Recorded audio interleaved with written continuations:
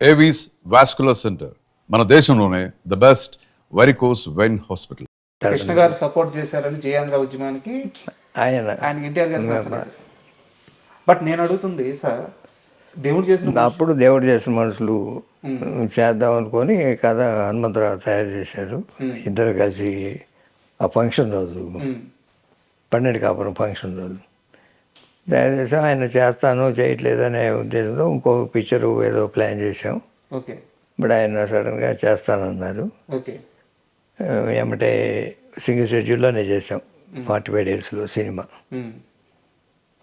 ఎప్పుడు available artist అనేది తప్ప పలానా ఆర్టిస్టు ఉంటేనే సినిమా లేకపోతే లేదు అనేది లేదు. అండ్ డేట్స్ ప్రకారం ముందు జమున గారు హీరోయిన్ అనుకున్నాం, ఆ డేట్స్ అడ్జస్ట్ కాకపోతే జయలలిత గారిని తీసుకున్నాం. అట్లా జరిగింది సినిమా. అది 100 డేస్ ఫంక్షన్ అయినాక దాంట్లో 100 డేస్ ఫంక్షన్ కాదు, మన రిలీజ్ అయిన పాటల పుస్తకాల్లో మా రాబో చిత్రం అల్లూరి సీతారామరాజు అని వేసాం. ఓకే. నెక్స్ట్ సినిమా ఆ రోజులు అది అలవాటు. ఆయన కూడా చేసి మా పాటల పుస్తకంలో వేసాడు మా రాబో చిత్రం అల్లూరి సీతారామరాజు అని. అప్పటికి ఎన్ని ఏళ్ళ క్రితం సార్? అది 11 ఇయర్స్ క్రితం. వాడు తీరా అప్పటి నుంచి వేరే మేము పోటీగా తీస్తున్నామని చెప్పి ఆయన ఫంక్షన్ కూడా రాలేదు. దేవుడు చేసుకున్నాం 100 డేస్ ఫంక్షన్. కరెక్ట్, అదే సార్ నా క్వశ్చన్. ఫంక్షన్కి రాలేదు. తర్వాత అయిపోయింది, అది తీద్దాం అల్లూరి సీతారామరాజు చేయటం అంటే ఆయన పిలిచి ఏదో మాట్లాడటం. ఇప్పుడే పిల్లలు పైకి వస్తున్నారు, అది దాంట్లో లేదు, ఏమి కమర్షియల్ ఇంగ్రీడియంట్స్ లేవు, దెబ్బతింటారనేది. అంటే మేము రాసుకున్న స్క్రిప్ట్లో ఉన్నాయి కమర్షియల్ ఇంగ్రీడియంట్స్, మీరు రాసుకున్న స్క్రిప్ట్ మాకు తెలియదు కదా, మీరు ఇప్పటికీ తీస్తానంటే మేము మానేస్తానని కూడా కృష్ణ గారు అన్నారు. ఆయన లేదు దాంట్లో ఏమీ లేదని చెప్తున్నాను కదా, ఇంకేదైనా సినిమా తీసుకోండి, కావాలంటే కలిసేద్దాం లేకపోతే తీసుకోండి అని. అది కరెక్ట్ కాదు, మన స్క్రిప్ట్లో మన నమ్మకం ఉందని మేము ప్రొసీడ్ అయిపోయాం. ఒక హిస్టరీ అంటే ఇది మీరు చాలా దగ్గరలో చెప్పలేదు, బట్ నేను అనుకుంటున్నాను అంటే తెలుగు సినిమా ఇండస్ట్రీలో అత్యధిక రెమ్యునరేషన్ ఇచ్చి కృష్ణ గారితో సినిమాలు తీయడానికి చాలామంది నిర్మాతలు ముందుకొచ్చారు, ఇచ్చారు అని చెప్తారు. నిజమేనా? అత్యధిక ఏముంది, అప్పుడు ఉన్న టాప్ రెమ్యునరేషన్స్ ఉండే వాటిలో ఈయన ఒకడు. సౌత్ అని కాదు, తెలుగు. తమిళ్లో పెద్దగా అప్పటికి ఎంజీఆర్ గారు పైకి వెళ్ళిపోయారు చాలా.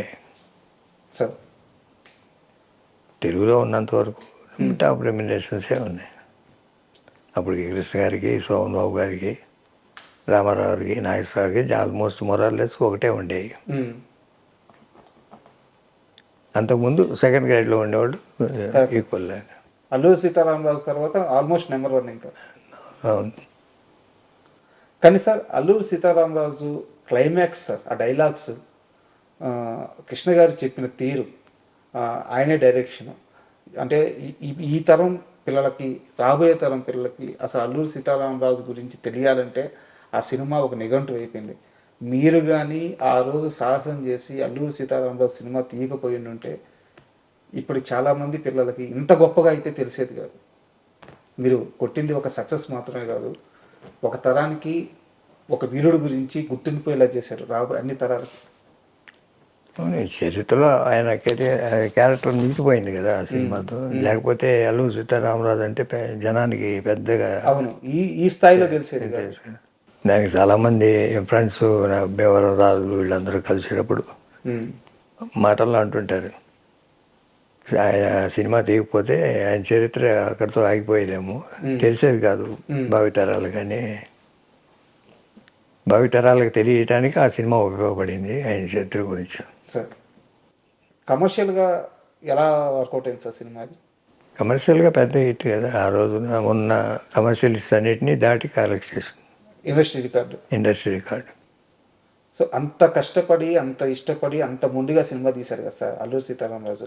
సినిమా అంత పెద్ద హిట్ అయిన తర్వాత కృష్ణ గారి రియాక్షన్ ఏంటి? ఏం మాట్లాడారు మీతో? హ్యాపీగా అంటే మాకు ఒక డౌట్ ఉంటే కదా, ఉమ్, సినిమా స్టార్టింగ్ రోజు నుంచి సినిమా ఫినిషింగ్ దాకా డౌట్ లేదు, రిలీజ్ అయినప్పుడు డౌట్ లేదు, రిలీజ్ అయినప్పుడు థియేటర్లో చూసినప్పుడు డౌట్ లేదు. ఉమ్, ఎప్పుడైనా మేము అనుకున్న దానికన్నా ఇంకా బెటర్ అయిందేమో అనే ఫీలింగే తప్ప ఉమ్, ఉమ్. ఎక్కడ ధైర్యపడింది లేదు. ఈ మొత్తం ప్రాసెస్లో విజయ నిర్మల గారితో సినిమాలు స్టార్ట్ అయిన ఆ సీజన్, విజయ నిర్మల గారి ఎంట్రన్స్ కృష్ణ గారి లైఫ్లోకి వచ్చిన తర్వాత అది ఆయన పూర్తిగా ఆయన వ్యక్తిగత నిర్ణయం. కానీ ఆయన పక్కన ఉంటున్న తమ్ముళ్ళుగా మీరు ఎలాంటి డిసిషన్స్ తీసుకున్నారు, దాన్ని ఎలా హ్యాండిల్ చేశారు, ఎంత సున్నితంగా హ్యాండిల్ చేశారు? అది ఎప్పుడూ కాంట్రవర్సీ చేసుకోలేదు, అది ఆయన వ్యక్తిగత నిర్ణయం. ఉమ్, అంతేగాని ఆయన ఫ్యామిలీని ఏమి నెగ్లెక్ట్ చేయలేదు. ఉమ్, అది సార్ నిర్ణయం అయిపోయినాక చేసుకున్నారు. మామూలుగా మా వదిన ఇందిరాదేవితో కానీ పిల్లలతో కానీ అందరూ బాగా మెయింటైన్ చేసేవారు, ఉమ్, కార్డియల్ రిలేషన్. ఉమ్, శ్రీరమ్మ గారితో అది ఒక దాంపత్య జీవితం కన్నా ఓ స్నేహభావంతోనే ఉండేది ఎక్కువ. ఉమ్. దాంపత్య జీవితం అంతా ఇందిర గారితోనే. సార్. తర్వాత మహేష్ బాబు పుట్టిన ఉమ్, ప్రియ, ఈ దాంపత్య జీవితం అంతా వీటితోనే గడిపారు. సార్, అయితే ఆ సమయంలో ఇదంతా అల్లరి కాకుండా చాలా సున్నితంగా జరిగిపోవడానికి ప్రధానమైన కారణం మీ అమ్మగారు అంటారు, నిజమేనా? మా అమ్మగారు ఎలా హ్యాండిల్ చేశారు ఆ సిచ్యువేషన్? అందరికీ నచ్చ చెప్పారు, ప్రాబ్లమ్స్ రాకుండా. కోడలకి ఎలా నచ్చ చెప్తున్నారు? అన్నీ అందరితోనూ బాగా మెయింటైన్ చేశారు ఆవిడ ఉన్నంతకాలం. బట్ ఇది నిజమో కాదో నాకు తెలియదు సార్, నేను వినింది అడుగుతున్నాను. మీకు సమాధానం చెప్పాలనిపిస్తే చెప్పండి, లేకుంటే లేదు, వదిలేసేయండి. ఫ్యామిలీ మొత్తం మీద హనుమంతరావు గారు మాత్రం ఈ విషయంలో కాస్త ఎక్కువ అపోజ్ చేశారు. తర్వాత అన్న మాటకి ఎదురు చెప్పలేక, అన్న నిర్ణయానికి ఎదురు చెప్పలేక ఆయన మౌనం వహించారు అంటారు, నిజమేనా? కరెక్ట్. అసలు ఆయన ఎప్పుడు ఇన్వాల్వ్ అవ్వలేదు. ఓకే.